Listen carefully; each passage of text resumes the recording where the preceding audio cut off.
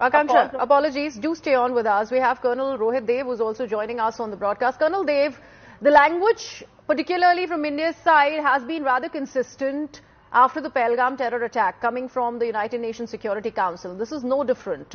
India continues to not just call out Pakistan on terrorism, but this time also on civilian losses, also on Afghanistan.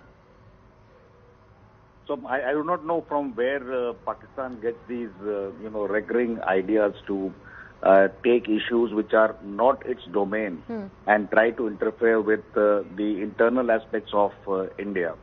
And rightly so, our representative there has called out Pakistan.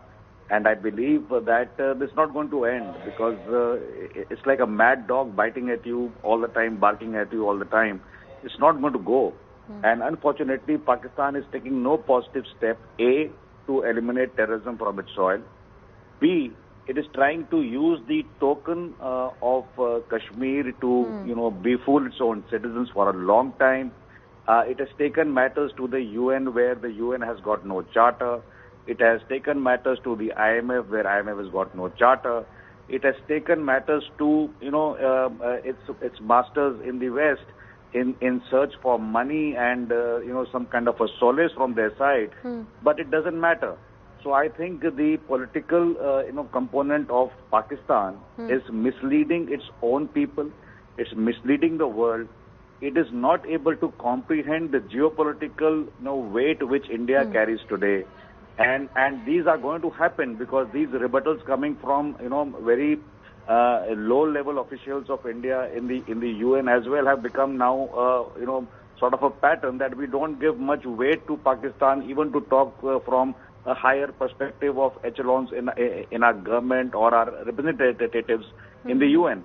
So Pakistan must understand that it has been reduced to such, rubbish in the geopolitical realm. And yet the antiques do not stop, Colonel Dev. I also want to understand the Afghanistan aspect, considering there was a very recent attack which was attributed to Pakistan, and that attack happened to be at a hospital that resulted in the loss of civilian lives of medical healthcare professionals in combat conflict zones. So all of that has also been made a mention of by India.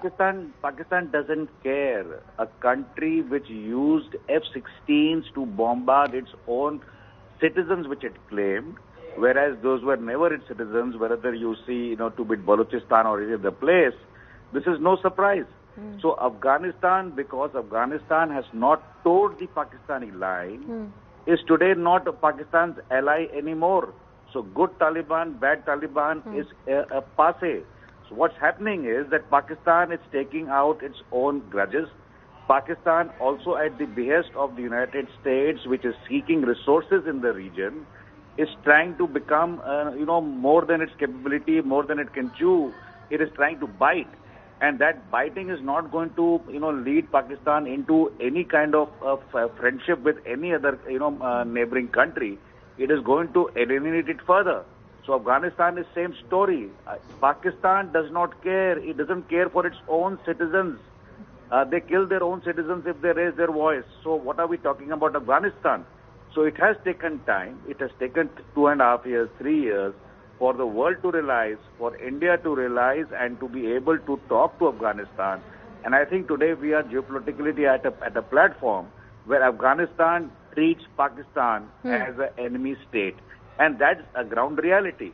So when that happens, Pakistan is a very bizarre, berserk-minded kind of, leadership who do not care. Asif Munir does not care if he has to kill 10,000 Afghanis in order to get some resource or please the United States or get some contraband farming done or something done in Afghanistan. He doesn't care. So these people are actually living for their, begging for alms and pen and getting personal favors from the Western powers. And that is the reality. You see the ground reality, and we just compare. You see a general of the Indian Army. He was on my show the other day, and he said he wants to make Aista Zindagi kind of a cafe after retiring. Whereas there is no Pakistani Major General who does not have a franchisee of a McDonald's.